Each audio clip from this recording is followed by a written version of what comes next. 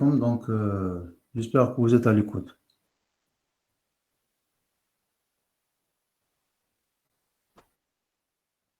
Oui, on vous écoute. Très bien. Très bien. Donc, je vais revoir légèrement ce que j'ai expliqué l'autre fois. Donc, la solution du problème de détermination de la droite qui passe par le maximum de points. Bon, j'ai mis exprès de 10h10 pour que les gens ne viennent pas en retard, malgré ça.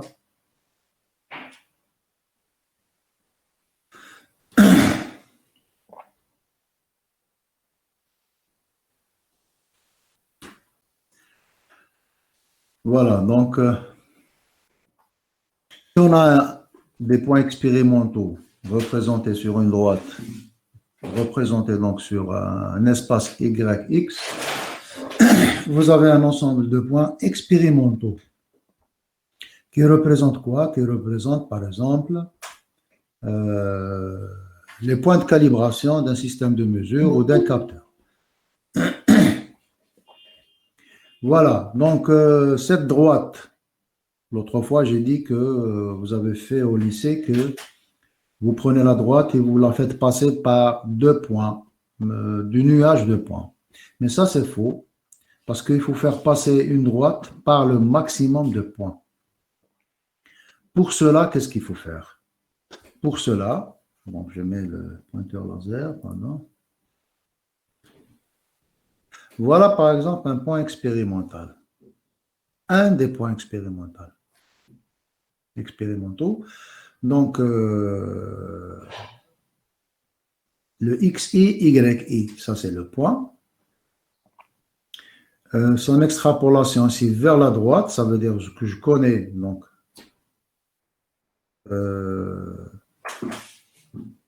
son abscisse et ses coordonnées donc sur la droite que je veux déterminer, donc XI, Y, DI.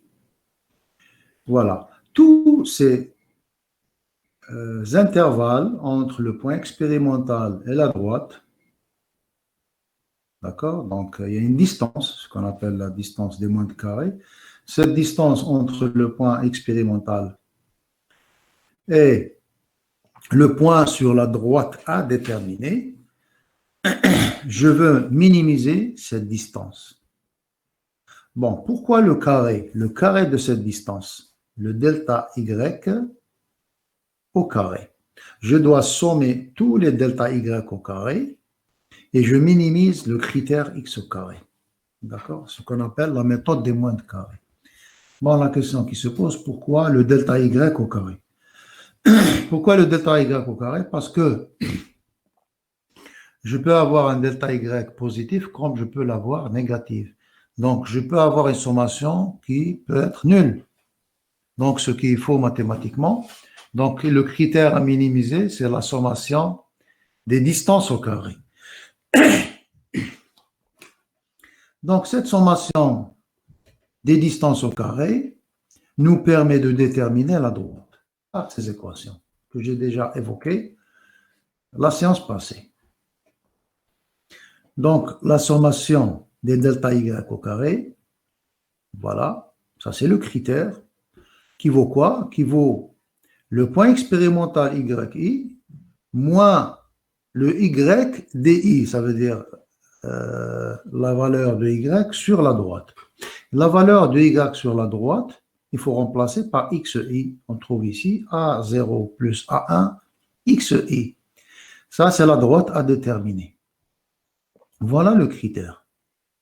Bien entendu, donc, pour minimiser ce critère, c'est la méthode des moindres carrés. Donc, je dois annuler les deux dérivés par rapport à A0, ensuite par rapport à A1. Je trouve ces deux équations. Donc, c'est un système d'équations. Hein, donc, c'est très simple. Hein.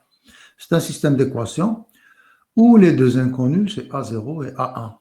Donc, cette opération, elle se fait facilement par le logiciel Origine. Donc, je vous ai parlé de logiciel Origine qu'il faut installer sur votre PC. C'est un logiciel intéressant pour notre travail. Donc, le logiciel Origine, d'ailleurs même d'autres logiciels, mais Origin particulièrement, il est bien. Donc, il permet de calculer cette droite de régression linéaire comme il peut calculer des régressions non linéaires. Donc, c'est un peu complexe mathématiquement. Et donc, il permet de déterminer facilement A0 et A1 à partir des résultats expérimentaux, donc les points expérimentaux. Donc, ce qui fait Origin, donc c'est juste un calcul mathématique. Donc, on résout le système d'équations, on trouve A1 et A0. Donc, c'est simple, A1 et A0. Ce qui est inconnu, c'est A0 et A1. C'est la caractéristique de la droite. Ce qui est connu, c'est les points expérimentaux, c'est-à-dire les xi et les yi qui sont dans l'équation. Donc, on peut déterminer cette droite qui passe par le maximum de points. Donc, pourquoi déterminer cette droite? Donc, on détermine cette droite qui passe par le maximum de points pour plusieurs raisons. La première raison, c'est que vous avez un nuage de points d'un système de mesure. Quand vous calculez la droite de régression, cela va nous permettre, par exemple, à titre d'exemple, de calculer l'erreur de non-linéarité. Donc, si le système de mesure n'a pas de fonction, n'est pas régi par une fonction, on va voir après dans le TD qu'il y a certains systèmes de mesure qui sont régis par des fonctions. Donc, la fonction, elle est connue, la fonction d'entrée-sortie. Alors que beaucoup de systèmes de mesure ou de capteurs, on ne connaît pas leur fonction, c'est-à-dire entrée-sortie, et c'est pour cela qu'on fait de la calibration. On fait de la calibration pour déterminer la caractéristique statique entrée-sortie. Donc, cette droite va nous permettre de déterminer l'erreur de linéarité. Bon, voilà, l'autre fois, on a parlé de l'erreur de linéarité. Voilà. Je reviens vers la courbe de l'erreur de linéarité, c'est-à-dire vous avez un ensemble de points, voilà ce qui est en bleu. La droite en rouge, c'est la droite qui passe par exemple par le maximum de points. Et donc l'erreur de non-linéarité ou l'erreur de linéarité, c'est le maximum que je peux enregistrer entre la courbe expérimentale et la droite. C'est ce qu'on appelle le delta Y max. Donc ce delta Y max, c'est la même unité que Y. Si Y c'est des volts, delta Y max, ça sera des volts. Mais l'erreur de linéarité, elle est sans dimension. Donc, il faut diviser le delta Y max, ici.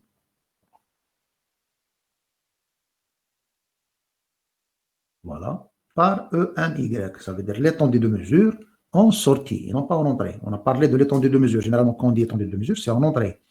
C'est la grande physique. Mais l'étendue de mesure en sortie, ou ce qu'on appelle la pleine échelle, donc cette littérature appelle ça la pleine échelle, c'est-à-dire le maximum qu'on aura en sortie comme signal. D'accord? ENY. Donc, je divise le delta Y max par le ENY et je trouve l'erreur de linéarité. Voilà, on va faire un exercice dans ce sens après, mais bon, avec une fonction connue. Maintenant, une autre erreur qui existe dans les systèmes de mesure, c'est l'erreur d'hystérésis. C'est quoi l'erreur d'hystérésis? C'est une erreur qui se manifeste dans pas mal de types de capteurs. Bon, l'erreur d'hystérésis, son origine, c'est avec les systèmes magnétiques. Donc, dans les systèmes magnétiques, on parle d'erreur d'hystérésis ou phénomène d'hystérésis. Le phénomène d'hystérésis, c'est grâce au phénomène d'hystérésis qu'on a l'enregistrement magnétique. Par exemple, dans les disques durs. Le disque dur, le matériau, le disque, c'est un matériau ferromagnétique. Et donc, on peut enregistrer magnétiquement des informations numériques sur le disque. Et donc, c'est par effet d'hystérésis que cela se manifeste. Qu'est-ce que ça veut dire l'effet d'hystérésis? Donc, il se manifeste l'effet d'hystérésis dans les circuits magnétiques. Si vous avez fait ça en licence, dans les circuits magnétiques, attention, il faut bien différencier. Vous êtes quand même des électroniciens, mais Je dirais que vous êtes des électriciens. C'est un terme beaucoup plus exact. D'accord? Vous faites de l'electrical engineering. Hein? Ici en Algérie, on mélange entre l'électronique, l'électrotechnique, etc. Mais c'est pareil. C'est l'electrical engineering. Vous êtes du domaine de l'electrical engineering. Vous devez connaître un peu des problèmes du magnétisme, qui est très important. Un électronicien devra connaître comment fonctionne un moteur asynchrone ou un moteur synchrone. C'est très important. Hein? Il peut avoir un automaticien, par exemple. Hein, vous avez le master automatique qui ne font pas beaucoup d'électrotechnique. Et ça, c'est une erreur. Hein, un automaticien, il est amené à commander des moteurs. S'il ne connaît pas le fonctionnement des moteurs, il ne va pas faire une bonne commande. Donc, c'est très important. Donc, vous avez l'effet d'hystérésis dans les circuits magnétiques. Circuit magnétique, ça veut dire l'équivalent du courant électrique, hein, dans l'électricité. L'équivalent magnétique, c'est le flux magnétique. Le flux, ce qu'on appelle en arabe le tadafuq. D'accord? Donc, ce flux magnétique, on parle de circuit magnétique. Dans les circuits électroniques aussi, dans les circuits électroniques, on a aussi certains circuits qui ont la fonction d'hystérésis. C'est ce qu'on appelle, par exemple, je ne sais pas si vous avez fait ça en licence, c'est le comparateur à hystérésis. D'accord? Le comparateur à hystérésis, moi je vais faire, je laisse quelqu'un rentrer, pardon.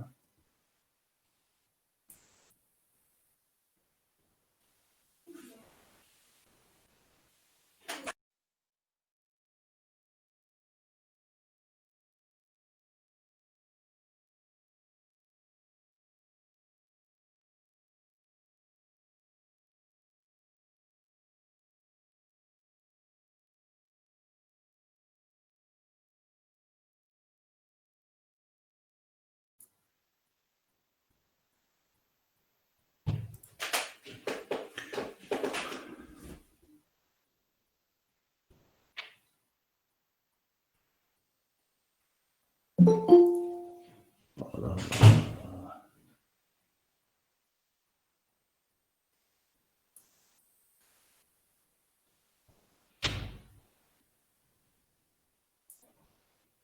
Bon, désolé avec les retardateurs, j'ai donné l'accès. Voilà, donc je reviens. Donc l'hystérésis, il faut bien le maîtriser. L'hystérésis, vous avez trois phénomènes. Le phénomène qui existe dans les circuits magnétiques, le phénomène qui existe dans les circuits électriques. J'espère que vous m'entendez. Hein. Le phénomène qui existe dans les circuits électriques. Donc vous avez des comparateurs à hystérésis. Et on a ce phénomène particulièrement dans le domaine des systèmes de mesure et les capteurs. Comment il se manifeste? Je donne un petit exemple. C'est le capteur de force que vous allez faire en détail avec M. Boukhnos, certainement. Donc, le capteur de force, généralement, il est basé sur un capteur, l'élément sensible, et il est basé aussi sur le corps d'épreuve. Donc, supposons que ça, c'est le corps d'épreuve. Ça, c'est un corps d'épreuve.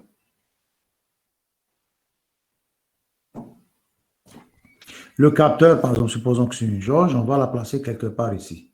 C'est le capteur, l'élément sensible. Donc, la jauge qui va va y avoir donc une déformation de la jauge grâce à la déformation de ce matériau. Donc, ce matériau, supposons que j'exerce une force F, d'accord, qui est le mesurant X. La force, c'est X. Hein. Je vois le résultat donc, sur l'axe des ordonnées, YX, qui est la flèche. D'accord? La flèche. Cette flèche, donc c'est la déformation de ce matériau donc, par rapport à l'origine ici. Donc, il va y avoir donc, une descente de ce matériau par rapport à l'origine. Donc, on voit que, par exemple, plus j'augmente la force, donc X, et plus la flèche va augmenter. Elle va augmenter, elle va augmenter, par exemple, à une certaine valeur max. Si je commence à enlever la force graduellement, j'enlève la force graduellement, eh bien, le problème, c'est que le résultat ne va pas passer par la même courbe de montée. Parce qu'à un certain moment, si j'enlève complètement la force, il va rester un petit hystérésis. Un petit hystérésis ici. C'est l'effet d'hystérésis. Ce n'est pas seulement dans les circuits magnétiques. Hein. J'ai dit qu'il se manifeste en électronique, dans certains circuits. Et il se manifeste aussi dans ce système mécanique. D'accord? Vous pouvez observer facilement que si je modifie donc la flexion, donc cette flexion de cette règle, si j'enlève la cause qui est la force, elle ne va pas obligatoirement revenir ici. Donc il va y avoir un petit hystérésis. Pour pouvoir revenir ici, il faut exercer une force en sens inverse. Et donc c'est un effet qui existe dans pas mal de capteurs, particulièrement les capteurs mécaniques, hein, les capteurs de force, les capteurs de couple, etc. Donc il existe ce phénomène d'hystérésis. Bien sûr, donc j'ai exagéré ici, mais il se manifeste d'une manière ou d'une autre sur tous les systèmes de mesure. Hein. Et donc il provoque une erreur. L'erreur, c'est l'erreur max entre les deux courbes, Y2 moins Y1. C'est le max entre la courbe de montée et la courbe de descente. C'est le maximum qui donne l'erreur d'hystérésis.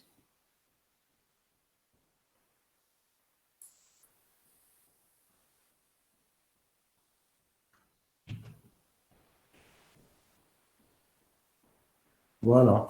Donc, on va parler des erreurs de mesure pour ne pas faire la confusion. On a parlé de quelques erreurs qu'on trouve dans les systèmes de mesure et les capteurs. Et on va parler aussi des erreurs de mesure qu'on trouve d'une manière générale. Comment les classifier? Eh bien, on classe les erreurs de mesure en suivant le VIM de 16, suivant le VIM de 17. L'erreur de mesure, donc measurement error, donc elle est définie comme quoi? C'est la différence entre la valeur mesurée d'une grandeur et une valeur de référence. Ça, c'est la définition de l'erreur de mesure. Quand vous dites erreur de mesure, ça veut dire la différence entre la valeur que je mesure avec mon instrument et une grandeur de référence, la grandeur étalon, bien sûr. Tout dépend de l'étalon. Donc, on appelle ça erreur de mesure. Néanmoins, il faut bien rentrer à l'intérieur pour comprendre les différents types d'erreurs. Parce qu'on les retrouve énormément dans les systèmes de mesure, dans les circuits électroniques, dans pas mal de systèmes. Mais il faut comprendre la différence des erreurs pour pouvoir les attaquer et les réduire. C'est ça le but. Donc, l'erreur systématique. Vous avez la première erreur, l'erreur systématique que vous avez certainement fait en licence. Systematic Measurement Error, le VIM de 17, elle est définie comme suit. Composante de l'erreur de mesure qui, dans des mesurages répétés, demeure constante ou varie de façon imprévisible. Pardon. Donc, c'est une composante de l'erreur de mesure. C'est une composante de l'erreur de mesure. Hein? Donc, c'est une partie de l'erreur de mesure qui, dans des mesurages répétés, avec des mesurages répétés, si je fais plusieurs mesurages, elle demeure constante ou varie de façon prévisible. Donc, elle demeure constante ou varie de façon prévisible, ça veut dire maîtrisable. On maîtrise sa variation. Je vais donner après des exemples. Généralement, on distingue deux grandes erreurs. Donc, l'erreur systématique connue,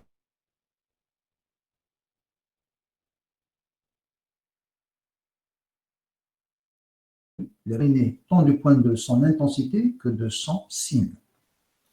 Elle est connue, ça veut dire on la maîtrise. On sait l'origine de cette erreur. Je vais donner bien sûr un exemple. Et vous avez une autre erreur que certainement on vous a certainement parlé de ça, mais que vous ne maîtrisez pas, c'est l'erreur systématique inconnue, systématique, hein. Ce qu'on appelle communément erreur de... On parle souvent tolérance des résistances.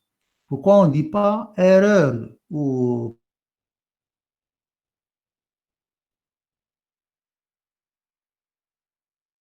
pas un autre? Quand on dit tolérance des résistances, ça veut dire que c'est une erreur systématique connue. Donc, l'erreur systématique inconnue est typiquement la tolérance d'un instrument de mesure.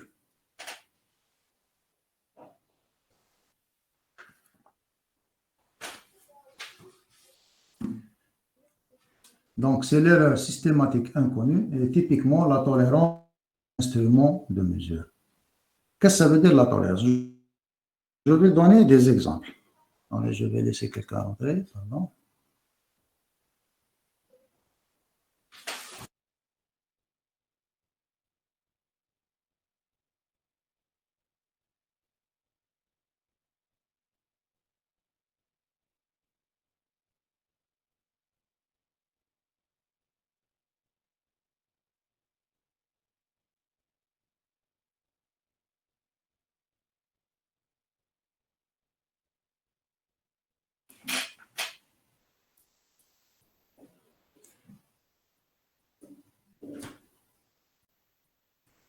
Voilà. Donc, un premier exemple d'erreur systématique connue. Voilà. Donc, généralement, vous avez fait donc, des mesures, souvent des mesures avec une règle, et on voit que si on fait une erreur dans la mesure, ce sera une erreur de ce type-là. Ça veut dire que vous avez une règle, par exemple, un exemple très simple. Je veux mesurer, par exemple, la longueur d'une table ou d'un morceau de métal. Ça, c'est un morceau de métal. Je veux mesurer donc sa longueur. Donc, pour que l'erreur soit pratiquement nulle, qu'est-ce qu'il faut? Il faut que l'observateur, celui qui fait la mesure, l'opérateur, doit mesurer d'une manière diagonale. Ah, pardon, d'une manière verticale. Donc, d'une manière verticale, ça veut dire que si je trace donc la ligne de vision, il faut que ça passe exactement par ce chiffre 6. Mais généralement, l'opérateur, c'est très difficile de contrôler ça, donc il va faire un certain angle, θ. Et donc, il va voir un peu de travers. Et donc, sa vue va voir non pas 6, il va voir un chiffre inférieur ou supérieur. Tout dépend. C'est pour cela que beaucoup d'instruments maintenant de mesure de précision, par exemple en ophtalmologie, donc des systèmes de précision, même dans le domaine de la mécanique ou de la mesure dimensionnelle, on utilise des instruments avec des lasers. Le laser permet d'ajuster cet angle. Un rayon laser permet de bien ajuster cet angle de vision. Donc ici, on parle d'erreur systématique connue. Elle est connue. On sait exactement où est le problème. On connaît son signe, si elle est positive ou négative. On connaît quelle est la cause de cette erreur, c'est parce qu'on ne voit pas d'une manière perpendiculaire, tout simplement. Donc, cette erreur, elle est corrigeable. Bon, c'est dommage qu'on ne travaille pas en présentiel pour expliquer davantage cette erreur qui existe en électronique dans les amplificateurs. Vous avez tous les amplificateurs possèdent un décalage, ce qu'on appelle un offset. Cet offset des amplificateurs, c'est une erreur systématique connue et donc corrigeable, qu'on peut corriger par des potentiomètres. On peut corriger l'erreur systématique des amplificateurs. Et c'est une erreur systématique facilement corrigeable. C'est un décalage. Aussi, on trouve ça dans pas mal d'instruments qu'on corrige ce qu'on appelle le zéro de l'instrument. Maintenant, l'erreur systématique inconnue. Vous trouvez beaucoup d'instruments. Hein, peu de gens, peut-être qui ne sont pas du domaine, comprennent c'est quoi tolérance. Parce qu'il y en a beaucoup qui la confondent avec l'erreur, qui la confondent avec la précision, etc. Ce qui est complètement faux. La tolérance, c'est une erreur systématique, hein, comme son nom l'indique, inconnue. Et on l'appelle erreur de tolérance. C'est comme dans les résistances. C'est quoi l'erreur de tolérance? Par exemple, vous avez cet instrument, ce qu'on appelle le palmaire. Le palmaire permet de mesurer des dimensions jusqu'à une erreur de 100 micromètres, voire moins. Donc, il mesure avec une très grande précision. Ah, on voit la résolution ici, si vous la voyez bien. 0,30 après 1 millimètre. Donc, c'est multiplié par 1000. Donc, c'est 0,1 micromètre. Pardon, 0,1 micromètre. 0,1 micromètre. Donc, c'est inférieur au micromètre. Donc, on l'utilise énormément en mécanique de précision. Le système à l'intérieur, donc quand vous tournez cet outil ici, on le tourne, ça fait avancer ce matériau pour mesurer. Quand on le tourne, donc il y a un système mécanique de ce type-là. Donc je l'ai dessiné exprès pour comprendre c'est quoi l'erreur de tolérance. Eh bien, vous avez des engrenages. Donc vous avez un système, ce qu'on appelle un système à crémaillère.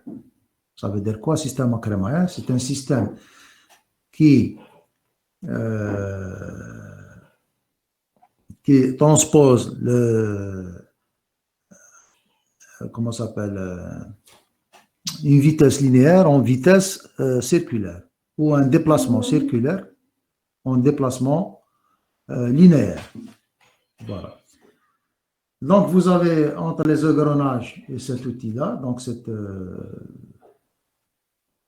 cette tige filetée ici, vous avez une tige filetée, d'accord? Cette tige filetée, et donc vous avez des engrenages, et vous avez l'espace qui existe entre la tige filetée et cet engrenage. Cet espace n'est pas maîtrisé mécaniquement, on ne le maîtrise pas. On ne le maîtrise pas, c'est-à-dire il peut y avoir un jeu, et ce jeu va introduire une erreur systématique qui est inconnue. D'ailleurs, on a beaucoup qui veulent que l'erreur systématique inconnue, la mettre avec les erreurs aléatoires. Mais à cause donc, de sa nature qui est proche de l'erreur de systématique, qu'on la classe avec les erreurs systématiques. Un autre exemple, c'est la résistance. Vous vous êtes jamais demandé pourquoi on parle d'erreur de tolérance. On parle de tolérance des résistances, et non pas d'erreur, on parle de tolérance. Pourquoi? Et pourquoi on ne maîtrise pas l'erreur de la résistance? Je prends un exemple d'une résistance bobinée comme celle-ci. Est-ce qu'il y a des questions?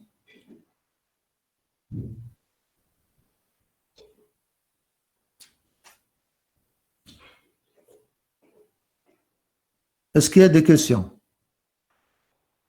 Vous écoutez ou non? Est-ce qu'il y a des questions? C'est bon? Ouais, bien sûr. D'accord. Ça va. Donc, je prends l'exemple de la résistance. Une résistance. Vous avez plusieurs types de résistance en électronique. Vous avez des résistances à couche de carbone, vous avez des résistances bobinées en électronique de puissance, vous avez des résistances à couche métallique. Il y a plusieurs types de résistances. C'est toute une technologie. Et ce qui différencie entre les résistances, c'est leur valeur. La valeur de la résistance, elle est déterminée par sa valeur, sa tolérance et son coefficient de température. Donc, s'il s'agit de la précision, on parle de coefficient de température. Maintenant, s'il s'agit de faible précision, comme en électronique de puissance, on parle beaucoup plus de sa valeur, sa tolérance et sa puissance. Bon, je prends l'exemple d'une résistance bobinée. Donc, vous avez un fil à l'intérieur et non pas une couche de carbone. Donc, ce fil, sa résistance, c'est ρ L sur A. La résistance est égale à la résistivité du fil fois sa longueur divisé par la section. Bon, je pose une question. Est-ce que dans l'industrie, ce fil, donc on va prendre un fil d'un certain matériau qui a une certaine résistivité, est-ce que le diamètre du fil sur toute sa longueur est le même? C'est la question qui se pose. Il est très difficile en industrie de maîtriser la section d'un fil métallique, c'est toute une longueur, plusieurs mètres, voire plus. Donc, c'est pour cela que cette formule, elle est valable, R est égal à ρ L sur S ou A, à condition que la section soit constante, la section A du fil soit constante sur toute la longueur. Vous avez une longueur de 1 mètre de fil. Est-ce que la section, par exemple, supposons qu'elle est de 1 mm carré? Est-ce qu'elle est 1 mm carré pareil sur toute la longueur du fil? Ce qui est quasiment impossible en industrie parce que c'est une machine qui a fabriqué le fil et donc tout dépend de la machine. Tout dépend de la machine, tout dépend du réglage, etc. Donc, avoir une erreur zéro sur la section, c'est impossible.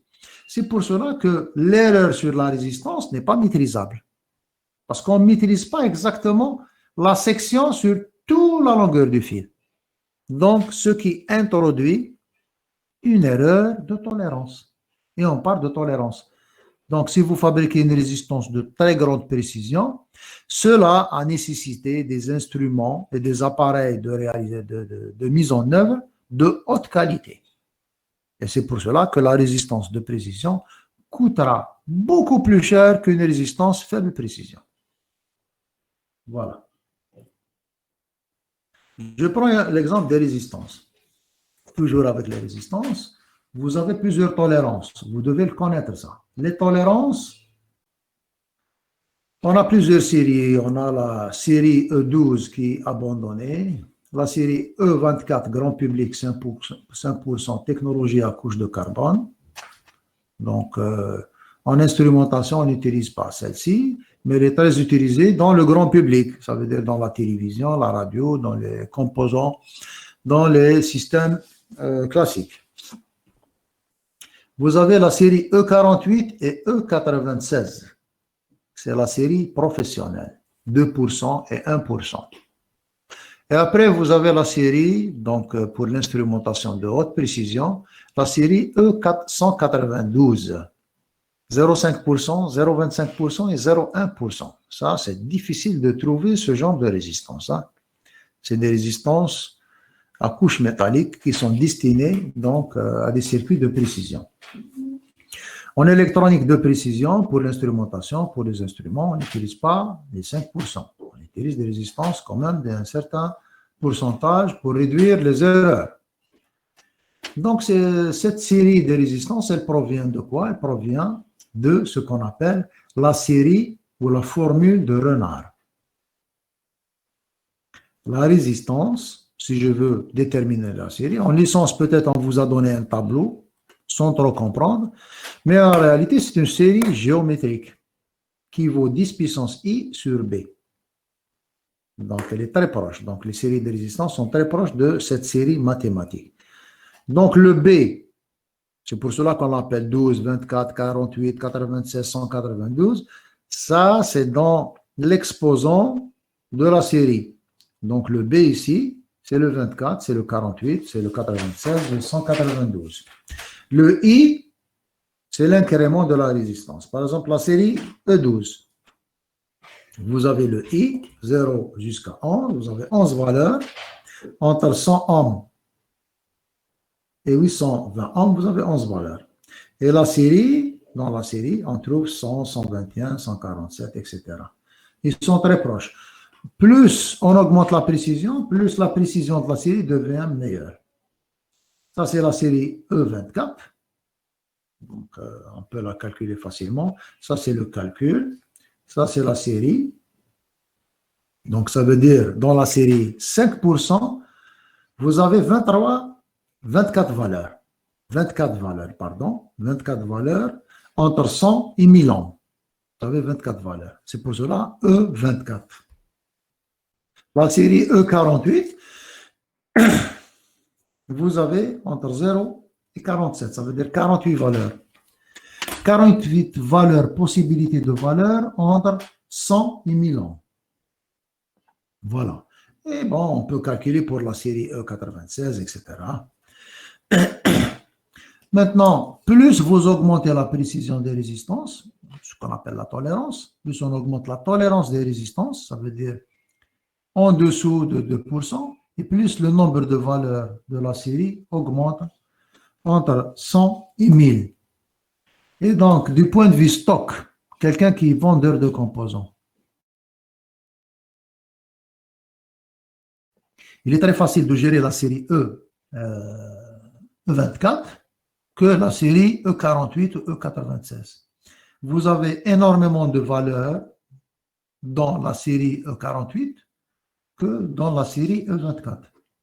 C'est pour cela que la série E48, E96 a des difficultés au niveau commercial. Hein. Donc, il faut avoir un grand stock de résistance pour pouvoir les gérer. Monsieur, s'il vous plaît, excusez-moi. Madame, oui. Monsieur, j'ai pas bien compris la formule de renard. Avec le I. Oui, très De bien. renard. Donc ici, vous avez la résistance. Vous la voyez? Vous voyez la résistance? Hein? Oui, La résistance, c'est la série. Ça veut dire mutatelia, ce que vous avez fait. D'accord? La série mutatelia, c'est une équation mathématique. Donc c'est 100 multiplié par 10 puissance I. I, c'est l'incrément. C'est ça. C'est ça l'incrément. Voilà. On a entre 0 et 11, 12 valeurs. On a 12 valeurs de résistance dans la série E12. D'accord? Entre 100 et 1000 ohms. C'est pour cela qu'on l'appelle série E12. Donc, je calcule ici. Pour I est égal à 0, par exemple. Le 10 puissance 0, c'est 1. Et donc, la résistance vaut 100 ohms. I est égal à 1. Vous remplacez par 1. 10 puissance 1. B, c'est 24, c'est 12. Le B, c'est 12. La série, par exemple, le E12, c'est 12. La série E24, le B est égal à 24. La série E48, le B est égal à 48. C'est clair? oui, c'est clair, monsieur, c'est bon, merci. Juste une remarque, c'est que cette série, parce que beaucoup d'électroniciens ne connaissent pas d'où viennent les séries de résistance, hein? C'est la série de Renard. Cette série, elle est précise pour B très grand. Ça veut dire elle est très précise, cette série, par exemple pour E96 et E192. Elle est très précise. Et elle devient moins précise pour les séries basses. Et donc, c'est comme ça qu'on a trouvé les résistances. C'est par série mathématique. Attendez, donc,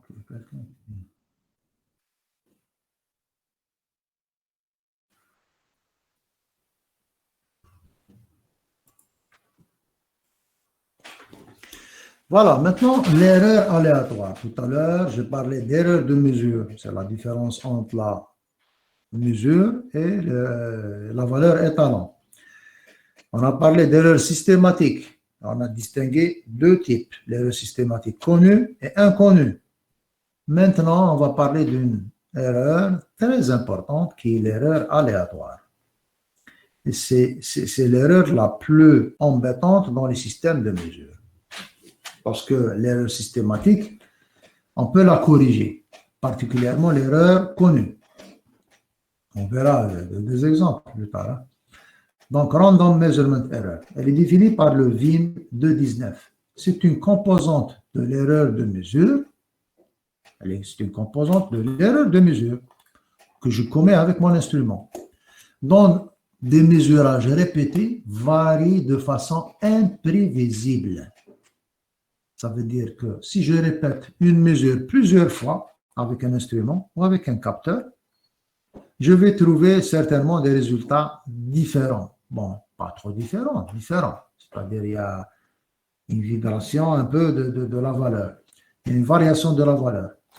Et donc, cette variation varie de façon imprévisible. Pourquoi imprévisible et non pas prévisible comme l'erreur systématique connue? Vous devez faire cette différence hein, en métrologie.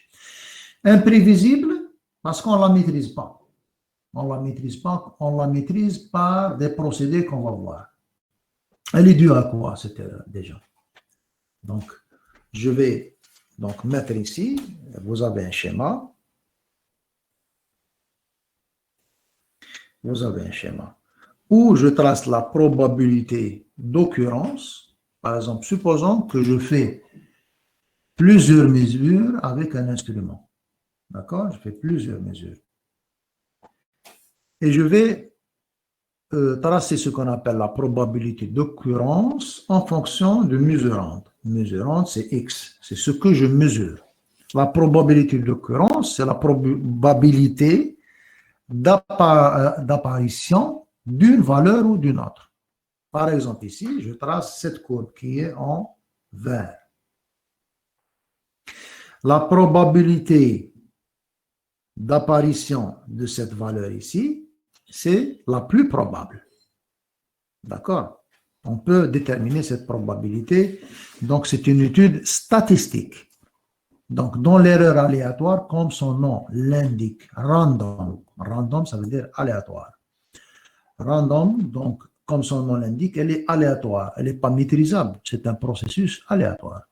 Et donc, la probabilité que je mesure avec que cette valeur apparaît, elle est la plus grande. Ce que j'appelle la moyenne. En mathématiques, en statistique, j'appelle ça la moyenne. La moyenne, elle a la plus grande probabilité d'apparition, la moyenne des valeurs. D'accord? Ça veut dire s'il y a une variation des résultats de mesure, c'est autour d'une moyenne statistique. D'accord?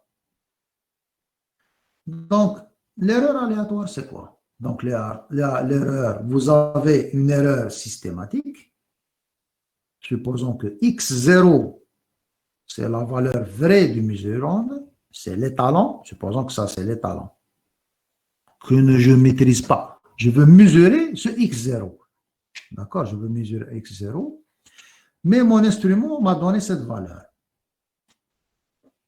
Mu. Donc, vous avez une erreur systématique. Et vous avez une dispersion, ça veut dire, ça c'est dû à l'erreur systématique. Et vous avez une autre erreur, xm. Donc, xm, c'est la valeur mesurée par l'instrument. C'est la vraie valeur qui a été donnée par l'instrument. Je la trouve décalée de mu. C'est-à-dire, mu, c'est la valeur moyenne. Elle est décalée aussi par l'erreur systématique. Et donc, vous avez une erreur aléatoire que je vais bien sûr détailler cet aspect-là, hein, parce que peut-être ce n'est pas clair ici encore dans ce schéma.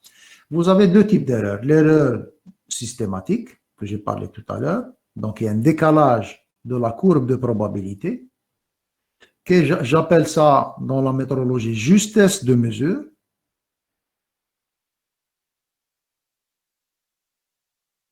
Et vous avez l'érection des valeurs, ça se mesure. C'est un paramètre très important. Vous avez des valeurs, plusieurs valeurs, qui sont dispersées par rapport à une moyenne. Je peux mesurer cette dispersion. D'accord? Cette dispersion, je la mesure avec ce qu'on appelle la variance. Et donc ça s'appelle la fidélité de mesure. Bon, on va voir ça. Je donne un exemple. Par exemple, un exemple pour comprendre cet aspect-là. Dans un champ de tir, par exemple, vous avez des gens qui apprennent à tirer et vous avez ici donc la plaque de tir. Donc, celui qui a tiré ici. Donc, le meilleur tireur, est-ce que c'est celui-ci ou c'est celui-ci? On voit ici qu'il y a une dispersion des tirs autour d'une moyenne au milieu.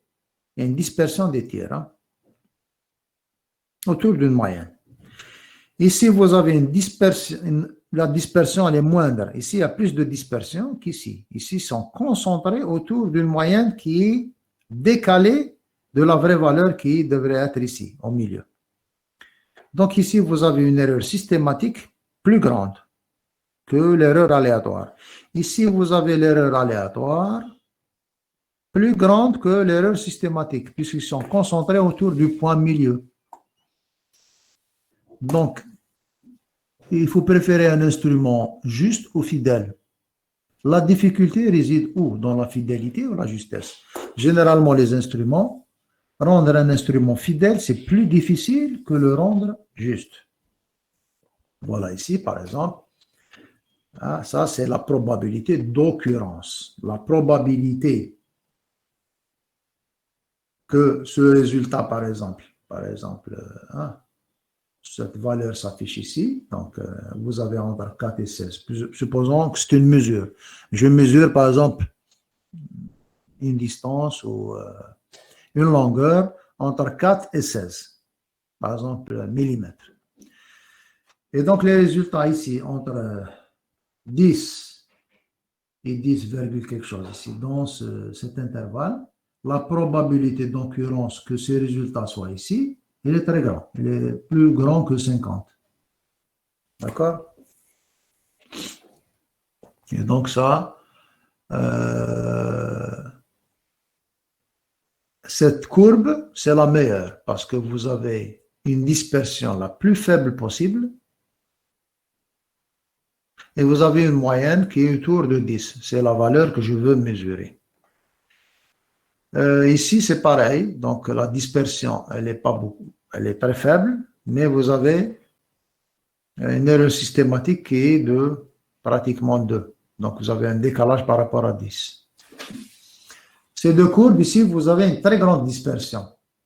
Ici, malgré que la dispersion, elle est grande et la valeur moyenne, elle est autour de 10, ce résultat, il est meilleur que ce résultat.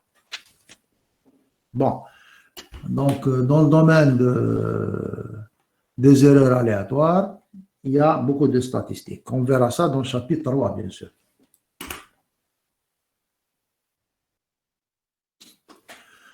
Donc, la classe d'exactitude, on définit aussi, c'est des définitions importantes, classe d'exactitude, accuracy class. C'est quoi la classe d'exactitude? Donc, avant de définir la classe d'exactitude, donc un paramètre important qu'on utilise énormément, c'est l'erreur relative. Composante de l'erreur de mesure qui, dans des mesures répétées, varie de façon imprévisible, c'est pareil. Et donc, l'erreur relative, d'accord, l'erreur relative, c'est delta x sur x. C'est le quotient entre le delta, donc l'erreur systématique, ou plutôt l'erreur aléatoire, divisé par la valeur que je mesure. J'obtiens une erreur relative. Cette erreur relative, elle est en pourcent.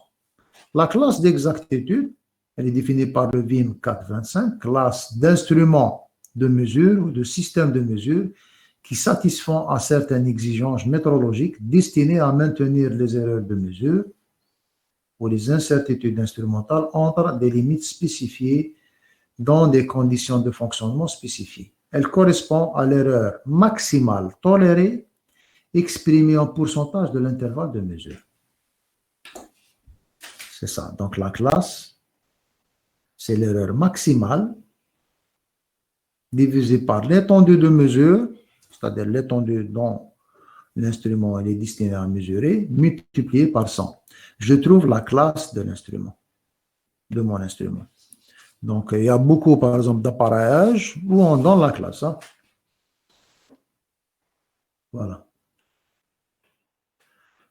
Maintenant, on passe à d'autres définitions aussi importantes pour les instruments. C'est le temps de... Oui. S'il vous plaît, j'ai une question par rapport à l'étendue de mesure. C'est quoi? L'étendue de mesure, je l'ai défini au début de ce chapitre. J'ai défini la séance. Vous avez assisté? Non. J'ai déjà défini l'étendue de mesure. D'accord. Je peux faire un petit rappel rapide. Hein, donc, il fallait assister. Voilà l'étendue de mesure. Hein.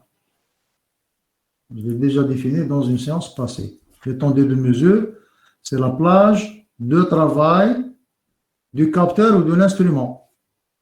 D'accord? Donc, vous avez l'étendue de mesure, il est défini par le VIM 4.5, valeur absolue de la différence entre les valeurs extrêmes d'un intervalle nominal des indications.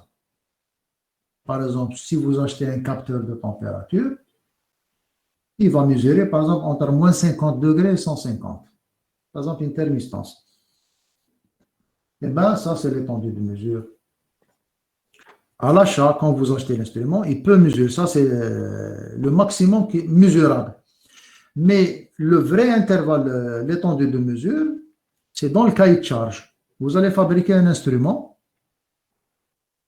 Cet instrument, on va vous dire que cet instrument devra fonctionner entre 0. Ah non, je donne un exemple du capteur médical. Par exemple, hein. Un capteur médical, il n'est pas intéressé de faire fonctionner le capteur entre moins 50 et 150 degrés. Ça ne sert à rien. Ah, il n'y a aucun être humain qui a une température de moins 50. Donc, quand vous réalisez l'instrument qui va mesurer la température du corps humain, il faut que ça soit entre 32 et 42 degrés, c'est tout. Ça suffit largement. Donc, ce n'est pas la peine d'aller chercher midi 14 heures et de le faire fonctionner ailleurs. Donc, on peut définir dans l'instrument l'étendue de mesure 32, 42. Pour plusieurs raisons, on en a parlé l'autre fois. Par exemple, réduire l'erreur de linéarité. Quand vous réduisez l'étendue, on va réduire pas mal d'erreurs. Si vous laissez le capteur travailler sur tout l'étendue, eh ben, ça peut provoquer des erreurs. Mais généralement, l'étendue de mesure, vous avez l'étendue de mesure du capteur et après de l'instrument. Et dans l'instrument, il ne peut pas être au-delà du capteur. C'est impossible. Donc, c'est l'instrument qui va définir exactement l'étendue. Hein. Quand vous achetez un instrument, on vous dit que ça fonctionne en telle valeur. Hein. Que ce soit pour la pression, ou la température, ou la force, etc. Quand vous achetez un capteur de force dans le marché, ce qui se vend chez les vendeurs de composants, vous trouvez 5 kg, 10 kg, 100 kg, etc. Ça, c'est l'étendue de mesure. Ça veut dire 10 kg, ça veut dire entre 0 et 100 kg. D'accord?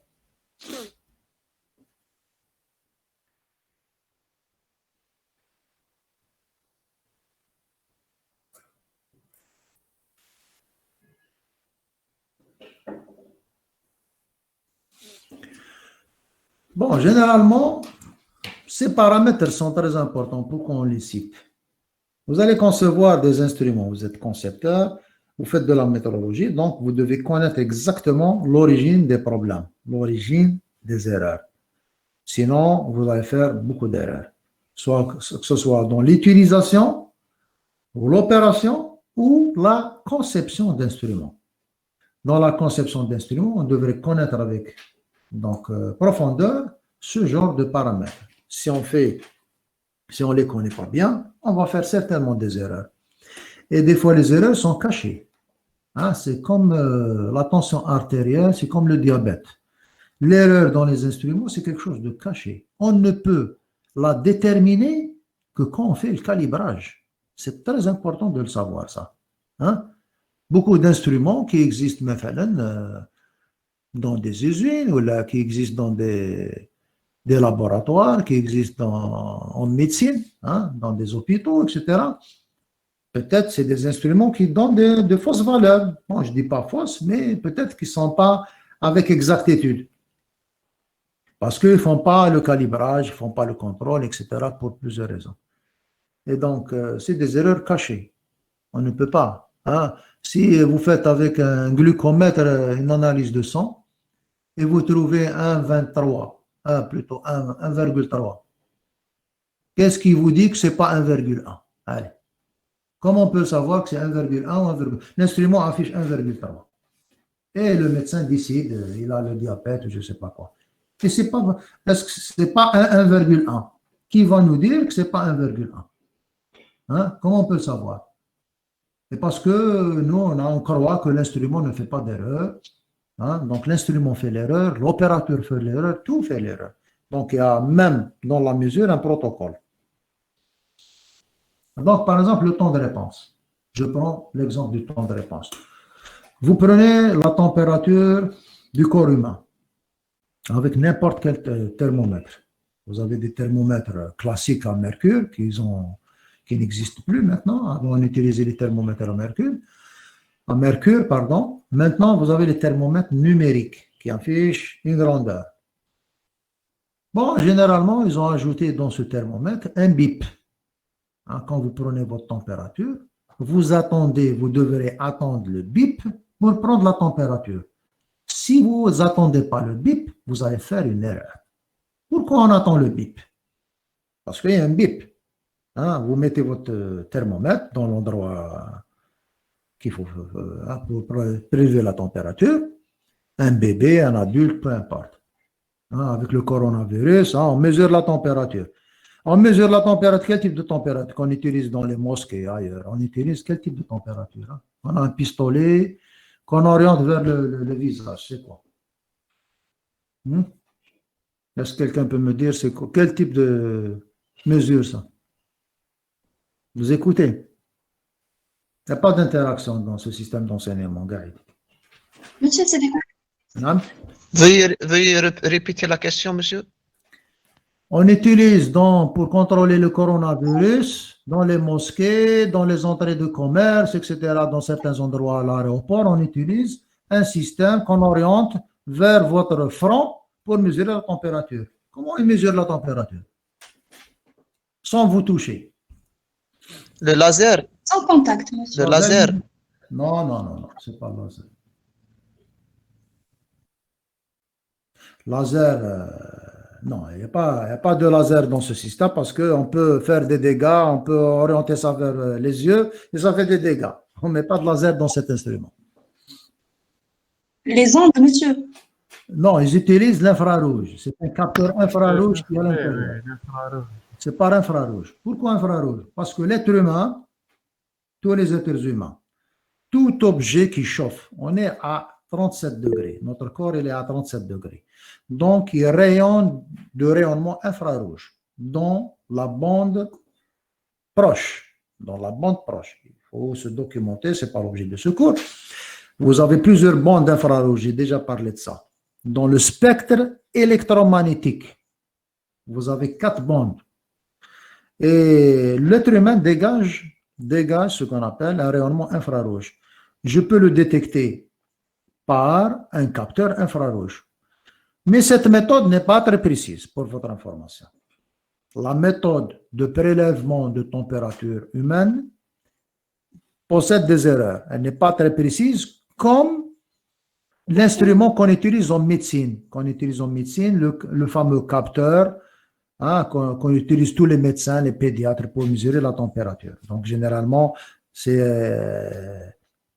un semi-conducteur ou à thermistance. L'essentiel, c'est-à-dire dans la mesure de température, on doit prendre un certain temps, ce qu'on appelle le temps de réponse du système. Vous devez attendre tout système avant de prendre la mesure, parce que tous les systèmes ont un temps de réponse, tous les capteurs. Bon, il y a des capteurs plus rapides que d'autres, c'est sûr, mais il n'y a pas un capteur qui répond d'une manière instantanée. Ça, c'est très important. Donc, vous devez connaître cette valeur de temps de réponse du capteur pour pouvoir savoir comprendre dans votre système électronique quand il faudra prendre la valeur. Sinon, si vous ne la prenez pas au bon moment, vous allez faire des erreurs. Donc, vous voyez ici,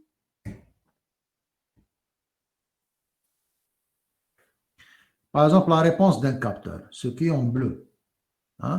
Donc, réponse, comment elle est définie par le VIN, durée entre l'instant où une valeur d'entrée d'un instrument de mesure ou d'un système de mesure subit un changement brusque d'une valeur constante spécifiée à une autre, et l'instant où l'indication correspondante se maintient entre deux limites spécifiées autour de sa valeur finale en régime établi. Qu'est-ce que ça veut dire ce langage? Donc, comment on obtient cette réponse? Ça, c'est la réponse du capteur. Ça veut dire la sortie du capteur Y en fonction du temps. Il va répondre de cette manière-là, par exemple. Un des capteurs. Chacun, comment il répond? Eh bien, pour obtenir cette réponse, il faut attaquer le capteur par une grandeur physique brutale, brusque. Regardez ici, un changement brusque d'une valeur constante spécifiée.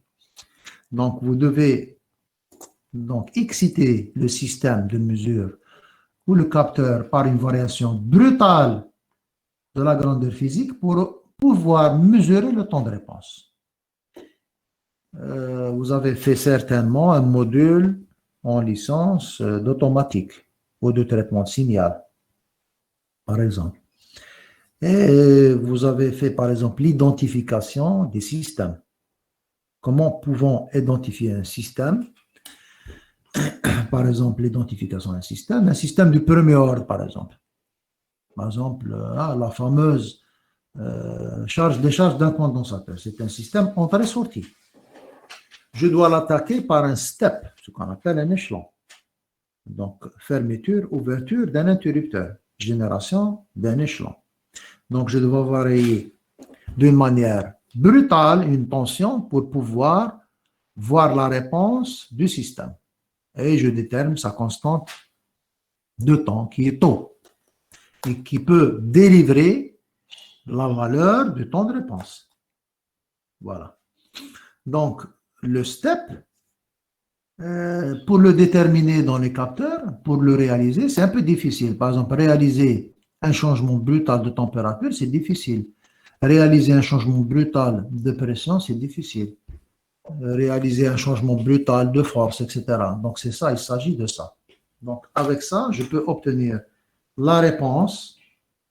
Avec cette réponse, je peux déterminer le temps de réponse. Le temps de réponse, c'est ça. Entre 10% et 90%, vous avez le temps de réponse, par exemple. Donc, c'est cette définition. Bon, on va voir ici. Le système du premier ordre. Donc, un système du premier ordre, je prends un système du premier ordre. Hein, d'accord? Je prends un système du premier ordre. Généralement, il est régi par une équation différentielle du premier ordre. Le Y, c'est la sortie, et le X, c'est l'entrée du système. Donc, quand je dis système, système de mesure ou capteur. Donc, c'est système entrée-sortie. Il est caractérisé par deux paramètres, A1 et A0. Donc, un système du premier ordre, il est caractérisé par une équation différentielle du premier ordre. Ça, vous avez fait en licence, normalement. Je divise donc cette équation par A0. Donc, vous avez A1 sur A0. Je trouve cette équation. Donc, vous avez le dy sur dt. A1 sur A0 sera homogène à un temps que j'appelle la constante de temps. 1 sur A0 sera homogène à une sensibilité. C'est la sensibilité du système. Donc, un système du premier ordre, il y a beaucoup de capteurs qui sont régis par une équation du premier ordre. Beaucoup de systèmes de mesure, de capteurs, sont régis par une équation du premier ordre. Et donc, comment déterminer taux et K? Donc, il est important de déterminer la constante de temps parce qu'elle va nous donner beaucoup d'informations sur le capteur. Il est important de déterminer la sensibilité. La sensibilité, on a dit comment on la calcule, c'est par la calibration. Je calibre le capteur et ça permet de déterminer sa sensibilité. Donc, à ne pas confondre avec les systèmes électriques. Hein, parce qu'ici, on est dans un système où l'entrée n'est pas électrique, elle est physique. Donc, la réponse à un échelon, hein, on demande un peu pour un système du premier ordre, sa réponse, comment elle est? L'échelon, j'ai dit que c'est U de T.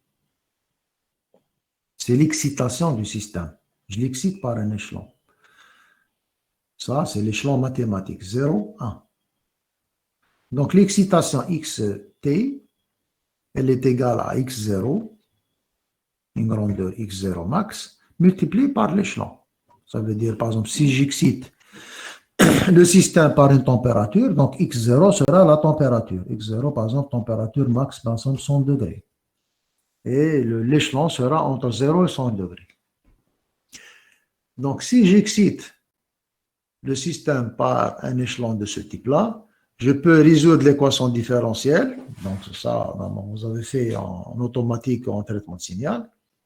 Et on trouve la réponse y de t en fonction du temps. Et donc, en fonction de K, la sensibilité, en fonction du maximum de l'échelon, x0, et en fonction de taux. Voilà. Ça, c'est la réponse du système du premier ordre. Maintenant, comment calculer le temps de réponse? Donc, dans cette réponse, K, j'ai dit, c'est la sensibilité, on la détermine en statique par la calibration. Et taux, on le détermine, donc, en connaissant la courbe, je peux déterminer la constante de temps. La constante de temps. Et cette constante de temps, elle est importante, elle va nous renseigner sur la réponse du capteur. Je donne donc comment elle varie cette fonction. Le tracé de la réponse est de ce type-là. Donc, je reviens ici. Je vais tracer Y divisé par Kx0. D'accord? Pour pouvoir tracer seulement 1 moins exponentielle moins t sur taux. Ça veut dire que le maximum ici, c'est 1. Y sur Kx0. Donc, taux, vous avez un certain pourcentage de la valeur max. Par exemple, à 3 taux, par exemple, je prends l'exemple à 3 taux. À la valeur 3 taux, c'est-à-dire, vous excitez le capteur par une valeur, x0, il faut attendre 3 fois la constante de temps pour être très proche de la valeur finale à 5%.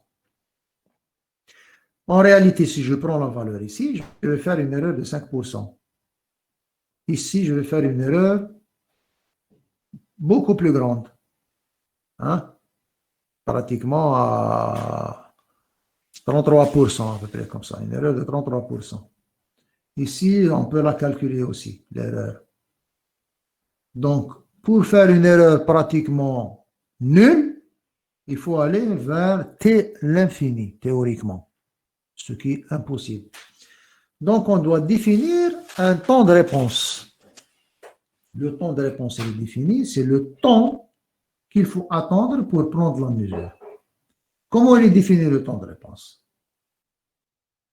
Définition du temps de réponse. Le temps de réponse est défini par rapport à un écart entre la valeur vraie et la valeur mesurée. Ça, c'est le temps de réponse. À titre d'exemple, si l'écart est de 1%, on parle du temps de réponse T99. Donc, ça, c'est l'erreur que j'ai parlé sur le graphe, l'erreur que je vais commettre. Si je mesure après 3 taux, après 4,6 taux, je vais mesurer le temps de réponse T99. Je vais faire une erreur de 1%. À 5,3 taux, je vais faire une erreur de 5 pour 1000, ce que j'appelle le taux 99,5. Pratiquement à 7 taux, je vais faire une erreur de 1 pour 1000 ou de 0,1%. Donc, si vous attendez un certain moment, donc le temps que vous devez attendre pour prendre la mesure, il est pour beaucoup sur la précision de votre instrument. Qui va fixer ce temps de prise de mesure, à votre avis? Donc, je finis par ça. Comment on va définir ce temps de réponse? Comment il est défini dans l'instrument? Dans l'instrument, maintenant, la majorité des instruments sont numériques. C'est des instruments donc numériques. Donc, vous avez un microcontrôleur, vous avez un convertisseur analogique digital, etc. Et donc, l'information, elle est prise automatiquement par le convertisseur analogique digital. Et c'est le microcontrôleur qui donne l'ordre au convertisseur analogique digital de faire la conversion. Et donc, il y a une cadence avec le temps. Et donc, vous pouvez programmer cette cadence de prise de données. Et cette cadence devra respecter obligatoirement le temps de réponse. Si vous ne le respectez pas, eh bien, vous allez faire des erreurs. Et ça, c'est très, très, très important. Donc, voilà l'erreur qu'on fait avec le temps de réponse d'un système du premier ordre. Attention, hein. On verra plus tard un système du second ordre. Donc, cet écart, c'est y infini moins yt sur y infini multiplié par 100. Et ça, ce qui donne cette erreur. Hein. Voilà. Donc, je vais arrêter ici. Donc, pour commencer avec le TD. Hein, donc, j'espère qu'on va revenir bientôt au présentiel, hein, parce que ce système, il est un peu, ne permet pas un dialogue entre étudiants et enseignants. Et ce qui est recherché dans l'enseignement, c'est ce dialogue qui est important. Hein. Donc, je m'arrête ici. Donc, je vais préparer pour faire le TD. Donc, je vous ai envoyé la série de TD numéro 2. Bon, désolé, c'était un peu en retard. Vous pouvez donc la voir sur votre email. Et on va faire l'exercice premier, hein, et on va faire après un deuxième exercice. Voilà, s'il n'y a pas de questions, vous m'attendez 5 minutes pour changer de micro, pour utiliser la tablette. Est-ce qu'il y a des questions?